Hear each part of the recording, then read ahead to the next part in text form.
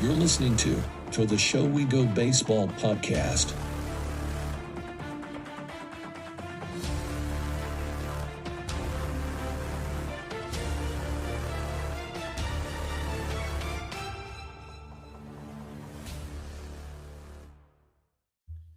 What is going on, everybody? Welcome back to episode 74 of To The Show We Go.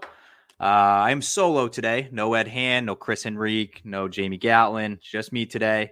So you're stuck with me, and I have one of our tied for first favorite broadcasters in Worcester. We had Tyler Murray on in a previous episode, and we kind of talked about a little bit of the off season, a little, before the season started. So today I am joined by Jim Cain, who is also a broadcaster for the Worcester Red Sox. He does a lot of TV, and then you can catch him on the radio too when on the road, which I did tune in and the opening series. So Jim, that's actually where I want to start. You just got back from Lehigh Valley, a nice bus ride back home. I guess, how was it just from your side of things before we get to the on-field talk? Yeah, it's always great to get going, right? There's so much buildup, there's so much anticipation. You and I were just at media day last week, and that's really kind of the start of it, right? And then a few days later, we're finally playing meaningful baseball games, and I always look forward to it. A clean slate, brand new team, get to meet a bunch of new faces, which there are a lot of new faces on this year's team. And as is the same with basically every minor league season, you're going to see a lot of names throughout the course of the year, at least if history continues to repeat itself with this franchise, where they continue to just set records and break previous year records in terms of player transactions and players used in a season. So, but, personally, I love it. And it's funny, my wife just asked me a few minutes ago, did it take you a while to, dust off the cobwebs off the vocal cords or whatever? And I said, it did for a couple of innings, but then once the third, fourth rolled around on Friday night, it was like we never left, and we were right back into it. So it's good to get going. I will say that I am always impressed when I talk to you, Tyler, even Cooper, Mike, Jay, all of you guys. And it is funny that like you talk to you guys, like, I guess eating before a game or something, or just like down in Tracy's office or whatever. You guys like still sound the exact same you do when you're on air compared to off air. I'm like, they just like, that's just how they are. They're born with it. So I always, I'm very jealous that you guys are gifted with that. But I want to dive into the first series. You were on the road. You were calling games in Lehigh Valley. I was listening to the call on Friday night, and I think that was one of the first times. I know you weren't speechless, but you were almost, I think I remember you word for it saying like, I don't even know what to say. So how was opening weekend though? Just like in regards to the games? Yeah, honestly, I think the games were great. I thought they were very compelling. I thought it was a very entertaining series because you really had two teams that were in the thick of the second half playoff push in the IL before Durham ran away with the second half title and faced Norfolk. And we all know what happened after that. But, it was Worcester and it was Lehigh Valley, and they were like the 2-3 teams in the periphery of the second half standings in the IL. And what was interesting about Lehigh is that a lot of their position players were returners, at least in the opening day roster and what we saw this past weekend. So you had guys like Cody Clemens, Derek Hall, Weston Wilson, who had the first 30-30 season in Iron Pigs history. That was the top three in the order all weekend. And those were their best players last year, so they're back this year. So it was really a good test to see what this new mix and collection of WooSox players would do and see what they would look like. And, I mean, the pitching was phenomenal. I know Tyler is really high on the bullpen besides Friday night and the ninth inning. That was, I think the way I put it in our post-game show was that if you were to tell me that the WooSox would have the lead on opening night in the bottom of the ninth inning and the final two pitchers of the game would be Joe Jakes and AJ Politi, you'd say, lock it down, shut the door. I mean, game's over, right? So it's just so fluky what we saw out of both of those guys. And, I don't think we're going to see anything like that again. But the games are great. And the pitching, I think, is legit. Justin Hageman looked terrific yesterday. The starting pitching, terrific as well. I think the final tally was 24 of the 27 innings.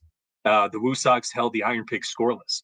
That's the starting rotation, obviously, and it's the bullpen. And we saw a lot of different guys contribute to that. So the pitching, I thought, was the headline for me. But then in terms of the position players and the offense, Romy Gonzalez. I don't know how you don't come away impressed after that weekend. And, I think I said it yesterday that if WooSox fans, Red Sox fans out there aren't familiar with his name, they got to be pretty soon, because if he continues to perform the way that he did this weekend, again, it's 3 games, it's a small sample size, but it seems like he's healthy, which he hasn't been the last couple of years. But when he has been healthy, that dynamic duo of his power and his speed, it's impressive. And we saw the power to the opposite field, saw him play some different positions. So I think he was definitely the big takeaway for me in terms of the positional players. But overall, I thought it was a really, really good weekend and a good way to start off the season for the WooSox. Yeah, and I think your point on Romy is like a great example of a guy that's, he's already on the 40-man roster, easily can go up if needed. And I didn't look at the box score for all 3 days, but did he play a different position every single game? Yeah, that was another thing too that really stood out, Andrew, is that, and we heard it from Chad Tracy on Friday, was that like versatility is going to be a big thing. And I think, it's not only with this team, but I think you see it in the major leagues too. Like we go back to last year and Bobby Dahlbeck, right, started playing in the outfield just to give himself the best chance and put himself in the best position possible to warrant a big league call-up. I think you're going to see a lot of that with a lot of different guys. Romy Gonzalez, yeah, we saw him at shortstop, second base, and I think he played first base. It was 3 different positions for him, but we saw the same thing with Jamie Westbrook. Even he played first base on Saturday. It was the second time in his professional career, first time in 10 years, he played first base. We've normally seen him as a middle infielder last couple of years, Real Riders a year ago. Even Nick Sogard, talking to him over the weekend, the first 2 games of the season, right field, left field. And this is a guy who last year was voted the best defensive second baseman in Baseball America's Best Tools survey towards the tail end of last year. And I think if you were to ask him and anybody that's watched him play, you'd say defensively, he's most valuable at one of those middle infield spots. But I think it just speaks to the theme of this team that they're going to be a lot of different guys playing a lot of different positions. And I think I made the joke on the air yesterday. It's like that quote from Forrest Gump's mom, where he says, life's like a box of chocolates, or I should say she says, life's like a box of chocolates. You never know what you're going to get. I think that's going to be the case when we go down into the WooSox clubhouse on a daily basis and look at that lineup. I guarantee you it's not going to be the same in terms of positions on a day-to-day basis. Guys are going to be moving around all over the place. I do feel like it's a very different dynamic than last year's team, because I feel like last year's team, you obviously had Ryan Fitzgerald on last year's team that played everywhere. You also had Sogard that played everywhere. But for the most part, I mean, then you had Bobby like playing a couple different positions. But for the most part, you had like, Narciso Crook and Palkas and all those guys that were going to play the outfield. Then you had like I'm totally drawing a blank on the infield last year. Well, you had like David Hamilton and Manuel Valdez in the middle infield. And it's like, you knew that they were going to probably play there. I don't know. I just feel like you're right. It's like completely different. I have a totally different vibe. I was also like super impressed with, you mentioned it earlier, the starting pitching. I know there's been a lot of talk about the starting pitching so far in Boston out on the West Coast, and that all the starters are giving you almost quality starts every night, which is going to help the team tremendously. I feel the same way with the WooSox. Like, I feel like Grant Gambrell and Brian Van Bell both obviously were on the team last year, came back and they put up good outings. And then the new guy, Jason Alexander, like had the 1 home run he gave up in the game. And other than that, he looked pretty good. I know he only went like 4 innings, but what did you think though of like what you saw from Gambrell and Van Bell coming back in year 2 with the WooSox?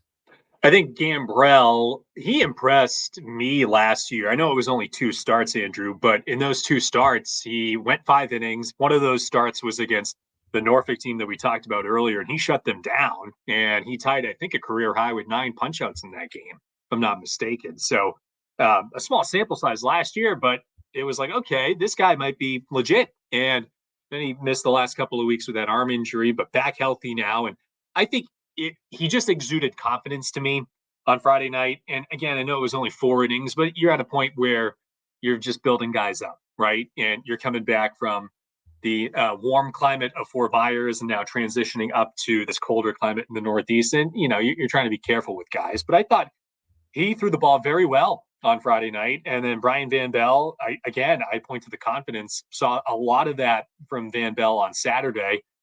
He told us over the weekend that he just recently added a sweeper into his mix.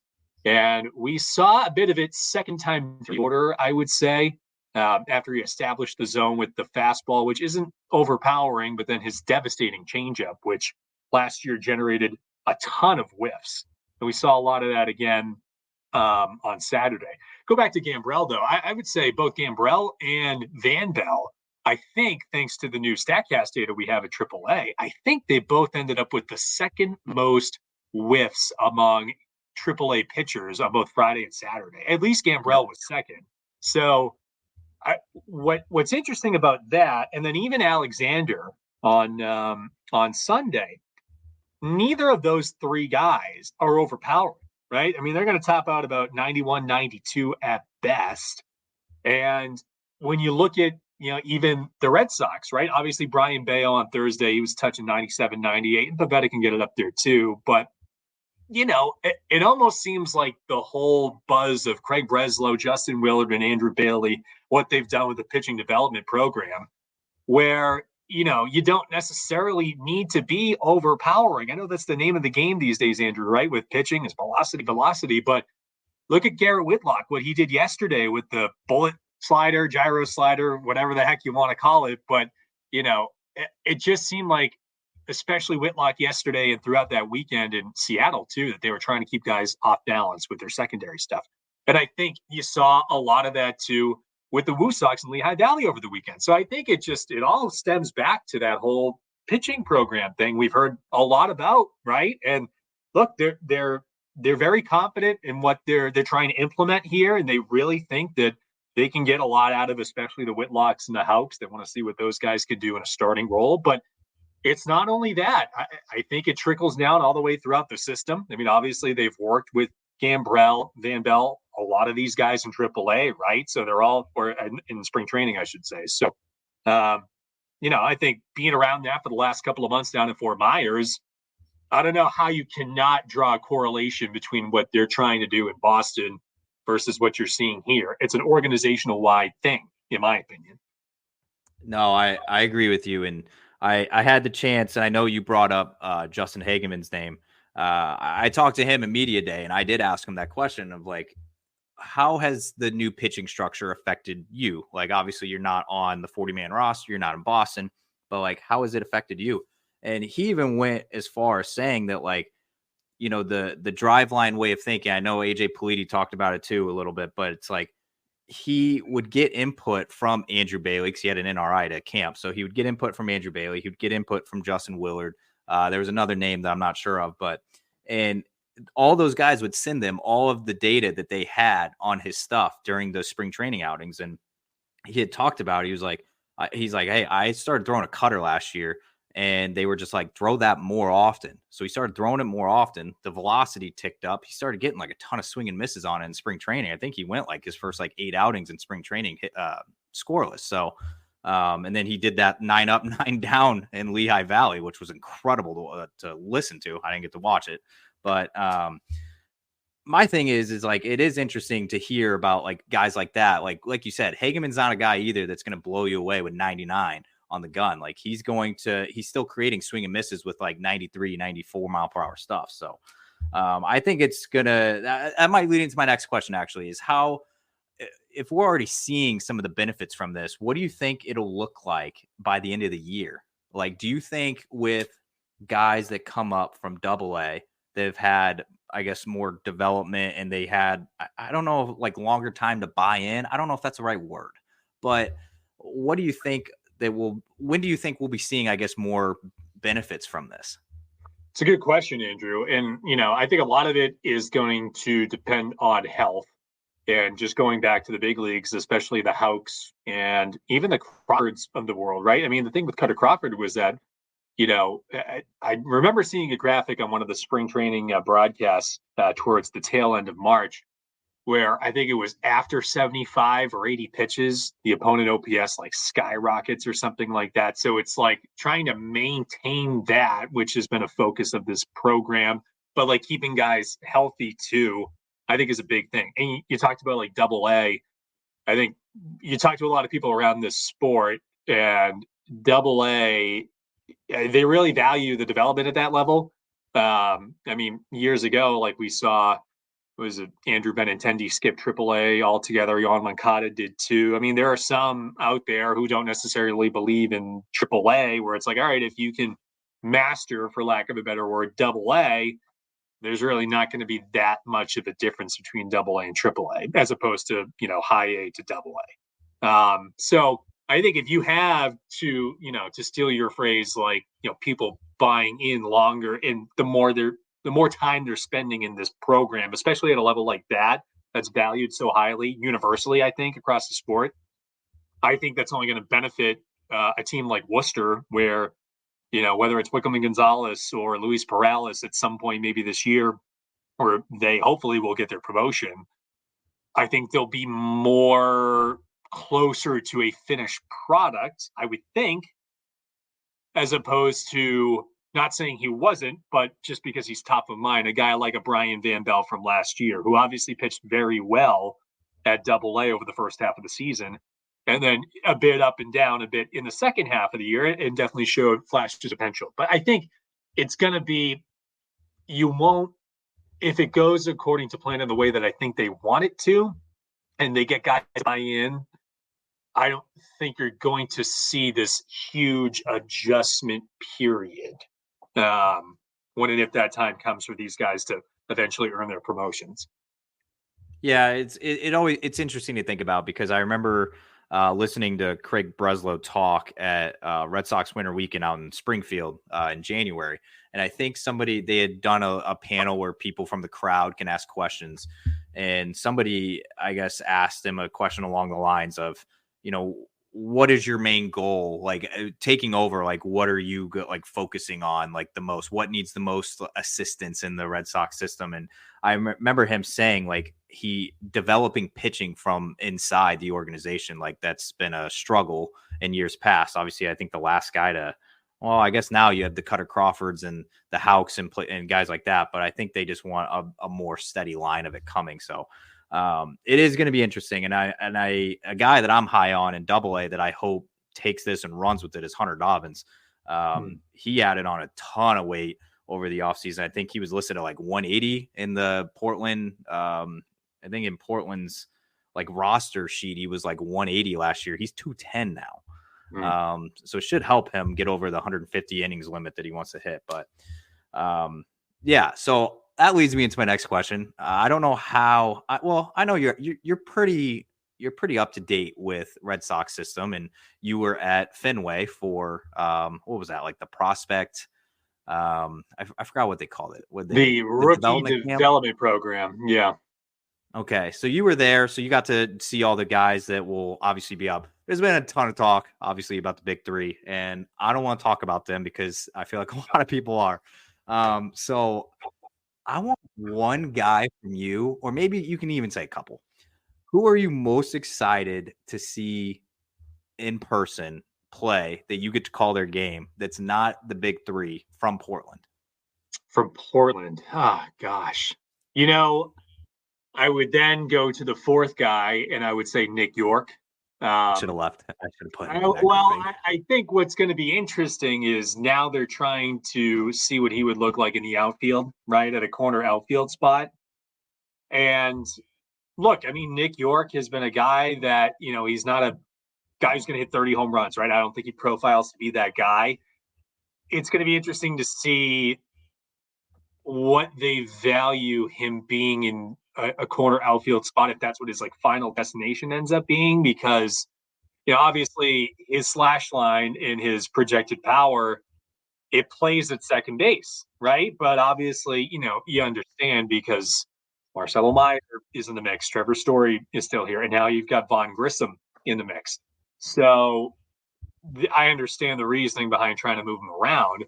I'm curious to see just from a defensive standpoint. It makes me think of the scene in Moneyball with Brad Pitt where they go and visit Chris Pratt, aka Scott Hatterberg, and he's like, first base isn't hard. Tell him, Wash. It's extremely hard. I know that we talked about versatility and we're moving guys around. I get that, but I also go back to back in the day. I remember Blake Swihart when the Red Sox put him in the outfield. I think there was a play at Fenway where he went sliding after a ball, and there's obviously not a lot of foul ground in left field down the line, and he messed up his ankle. And I would still tell you that probably set him down the wrong path for the rest of his career. Yeah. Again, you get a guy that obviously the bat played as a catcher, right? But they were trying to find a spot for him at some point in the big leagues. So, obviously Nick York is a first round pick, right? And it kind of seems like the public perception is one of maybe a negative one around him. That just seems like what the vibe is right out there. I don't know why, but I just wouldn't sleep on him. Obviously, he's put up numbers before. He has also struggled at the same time, but it's a big year for him. There's no question about that because, there are people, that aren't including an upper echelon of talent anymore. So I think it's a big year for him. I'm anxious to see what he does in the outfield and how that affects his game, both defensively, of course, but then obviously offensively. I'm curious to see how that whole situation with Nick York plays out. Yeah, I think he nailed it. It's you're gonna see how he plays in another position. Obviously, it's middle infield in Boston is pretty locked down for a little bit. So I'm always curious how that goes for guys like transitioning around. Like I remember watching Bobby Dahlbeck play right field last year in Worcester, and I watched him make a play off of the Worcester wall that I'm like, this guy looks like he's played out in right field like his entire life. I mean, obviously he had the arm. He's a third baseman, so I knew the arm was going to play. But the way he played it off the Worcester wall, I'm like, how many games this guy played in the outfield in his life? Like, so maybe York will surprise some people and be like, wow, this guy actually looks pretty good as a left fielder, wherever he's going to end up going. So, yeah, I think a lot of it, I think there are a couple of things at play, like especially in Bobby Dahlbeck's case. Number one, like these guys are all insanely good, right? Athletes, baseball players, they're tremendous. So, it's not a total surprise that they can make a switch like that. But, in Dahlbeck's case, in his particular situation being last year 28, right? I think he's doing everything he can to try to get back to the big leagues. Being the full-time first baseman for an entire season, and then, things happen, whatever. He's doing whatever he can to get back there. And you kind of wonder if Nick York might have that same mindset where, again, everyone's on social media. Everyone knows what the perception is out there, right? Where maybe he's kind of fallen out of some people's purview where does he put that pressure on himself? But also, does that then motivate him to try to be a really good defensive outfielder and, again, help his chances to, get promoted and put himself back in the fold? Well, I want to shift gears here towards because when we release this, it will be opening day for home opener. Sorry, not opening day, home opener for the WooSox. And I don't know if the whole week is going to be good. I know Tuesday the forecast is looking okay, but it's improved. It definitely has improved. It's also Worcester though, so it's probably going to rain both days. But what kind of things should fans like, I guess now that the team's coming home, it's the first chance to see players. So obviously we're going to see Cooper Criswell on Tuesday, a guy like Richard Fitz that I'm super high on. He's scheduled to pitch Wednesday. As long as the rain or sleet or whatever the heck they're saying these days. So Richard Fitz is going to be there. So what kind of things, I guess, just in regards to, let's just say the first 2 days, because who knows if the Thursday is going to get whatever, but what kind of things should fans be looking forward to? I know we talked about earlier, like the Romy Gonzalez, the opening series, and how well he hit and how much power he has. But I guess just in regards to a guy like Richard Fitz, who none of us have seen before. I would assume probably nobody unless you were watching games in Portland or Somerset last year. So what kind of things are you excited to see from, I guess, him and Cooper Criswell?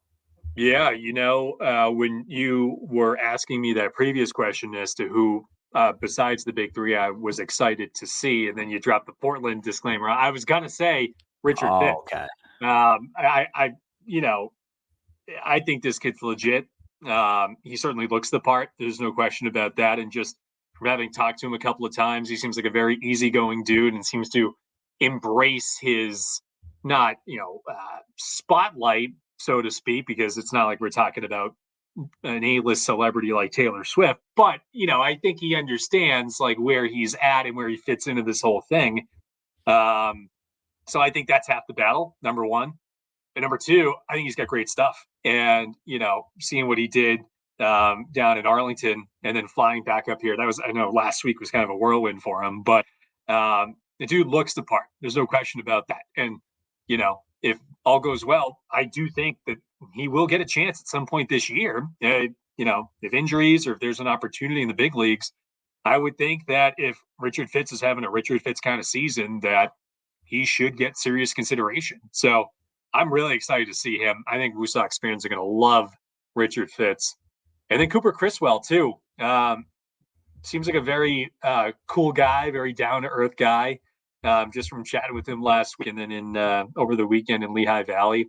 Obviously is one of the, now 3 major league free agent deals that the Red Sox handed out this offseason, right? So, that alone, I think, is going to make people not tune in, but I think pay attention and be like, okay, what's this guy got? So I'm excited to see what he has in store. I mean, this is a guy who's been around and he has some experience. So, and a guy that also has some moxie, I think, and has like some confidence.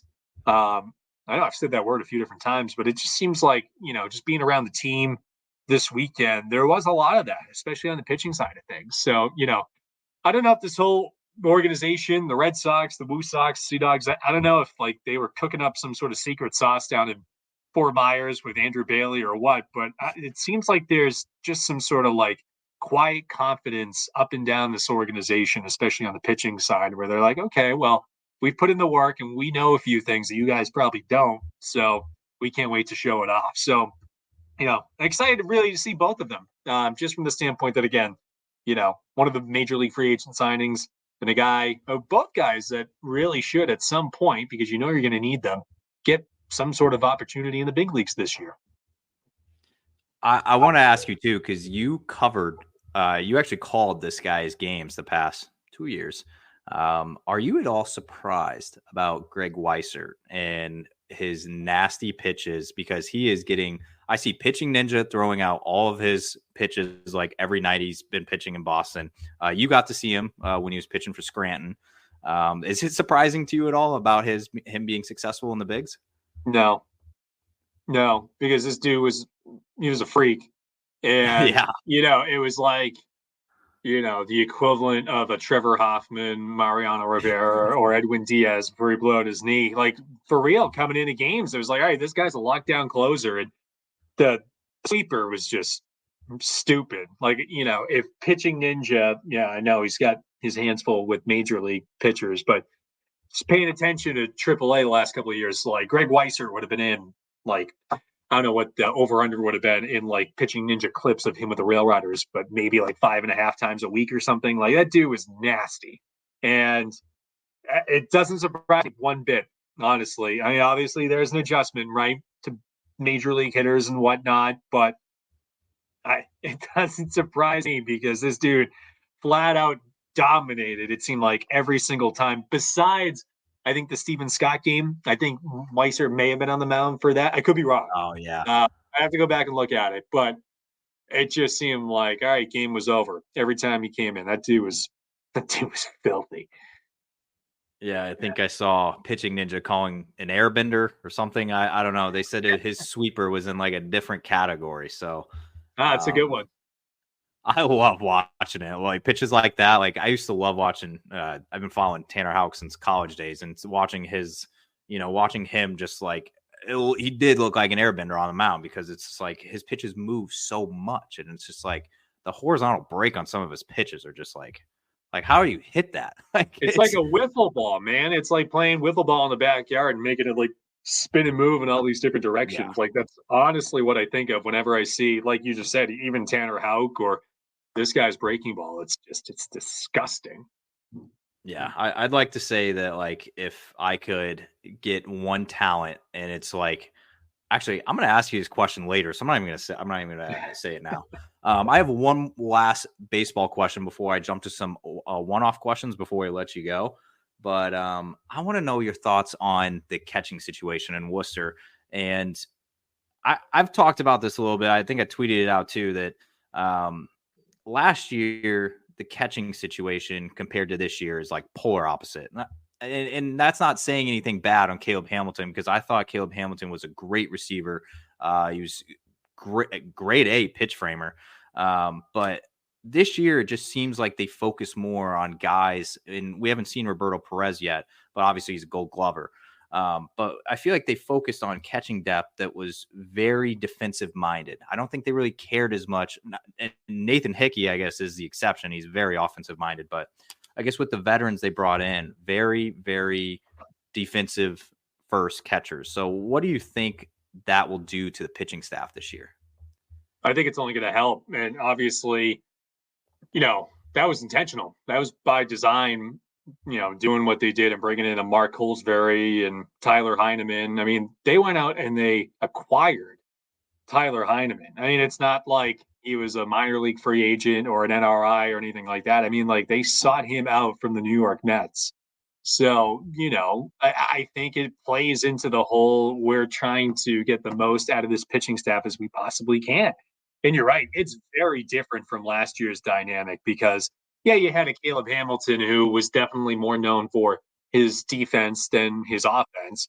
But Jorge Alfaro, I mean, that was you talk about an offensive-minded catcher. I mean, that's just what he was. And the same can be said for Oso, Ronaldo Hernandez. And, I know those guys, they put in a lot of work, especially Oso, seeing that on a daily basis, working on his receiving and whatnot. But that clearly was the intent, was to try to change up that catching group coming into this year. But like you had said, it's guys who have been around and guys who are veterans. And I'm excited to see this whole Roberto Perez situation, because obviously he didn't exercise the opt-out. So I would think we're going to see him at some point here in Worcester, right? So, you add him into the mix, a Gold Glover, as you said. I think it's fascinating. It really is. It speaks to the importance that they're putting on developing these pitchers. Like they're all in. You look at the catching position really across sport. I mean, that's kind of what it is, right? And kind of how it's been. So it's very interesting, that's for sure. And, we did see Nathan Hickey behind the plate once this weekend. I do think that they're going to have to try to find a way to get his bat in the lineup. I know last year we saw Steven Scott, move around a little bit once he got promoted to AAA. I mean, maybe you see a Nathan Hickey play a first base at some point or some other spot. I don't know. But when you hit a 435-foot tater to dead center at Coca-Cola Park, there aren't many. I've been for the past 4 years at Coca-Cola Park. There aren't many people who have hit home runs in that part of that ballpark. It is not an easy thing to do. And for that to be your first AAA home run, that was very impressive. So you're right. I mean, he's probably, I would say, the weakest, defensive one of the four. But, that's really saying something, because it's a very strong defensive unit. There's no question about that. So it's a totally different dynamic, but I do think it's really going to help this pitching staff. And I'm curious to see what it's going to look like for some of the returning guys, like a Justin Hageman. Obviously worked well for him yesterday, but like an AJ Politi, a Zach Kelly, even, and seeing what he can do. And then, the Brian Van Bells and the Grant Gambrells of the world. So I'm excited to see what it does for those guys, just because we saw them firsthand last year, and to see what working with those catchers is going to do in 2024. Yeah, and that was no dig on Jorge Alfaro. I thought he was incredible in the clubhouse. I think a lot of the players liked him and looked up to him, but it is what it is. He's just an offensive catcher at the end of the day. All right, Jim. I have a speed run of questions before I let you go here, non-baseball related. Okay. Let's see what you got. I need your favorite movie of all time. Oh God. Favorite movie of all time. This could go like one of four ways. I am gonna go Dark Knight. Okay. What's your favorite TV show of all time? The Walking Dead. Ooh, classic. Both of them classics. If you had a walkout song as a broadcaster, what would it be? Oh, In the Air Tonight by Phil Collins. That's a layup, Andrew. Come on now. That was my walk-up song in college. At the 3:17 mark, that is when it would start, and then I would dig into the box right as the drum solo was wrapping up. So yeah, no doubt. All right. This one might get you in trouble. I don't know. If there was one rule in minor league baseball that you could change, what would it be? Oh,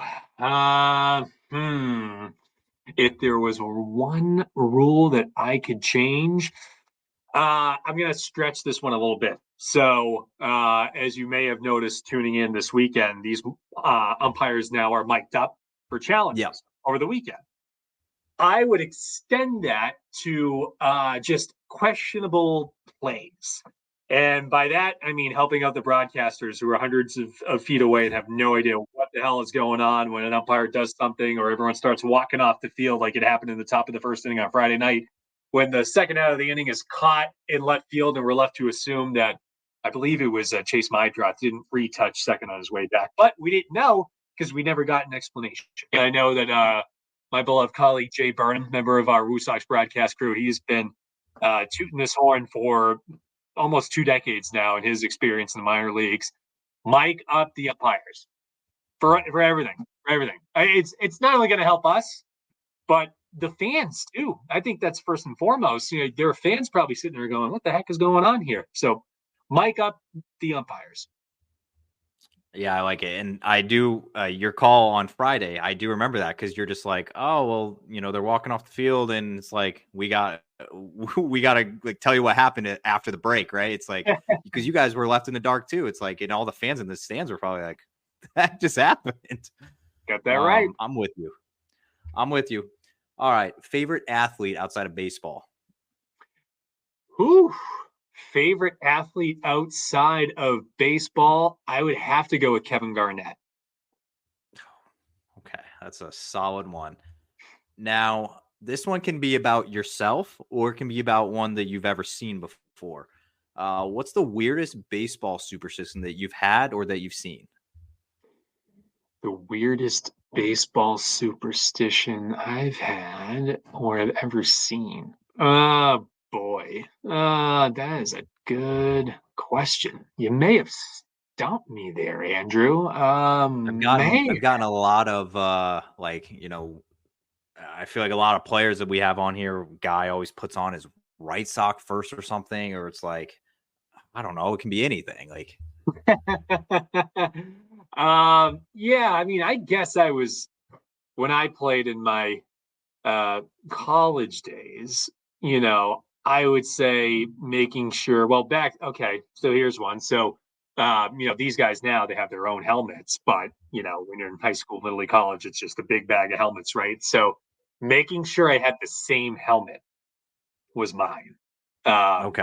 Even like if there was a time where I ended up getting like 2 or 3 hits and it was like too big, didn't matter. Like it could have been this big. Like if it worked, it worked. So making sure I had the right helmet. Now that I've given some thought, that was definitely I would think that was a weird one that I probably had.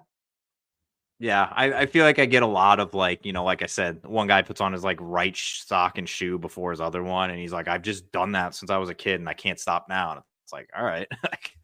It's very interesting. What is a guilty pleasure of Jim Cain? Oh, a guilty pleasure of Jim Cain's. Oh my goodness. I would say edible cookie dough. Incredible. I could probably douse a whole thing if given the opportunity, but I've got a wedding I'm going to this weekend, so I've been trying to cut back on the sweets, but now that I just said it, man, I could die for like a tub of that, like Toll House or Nestle cookie dough. Incredible.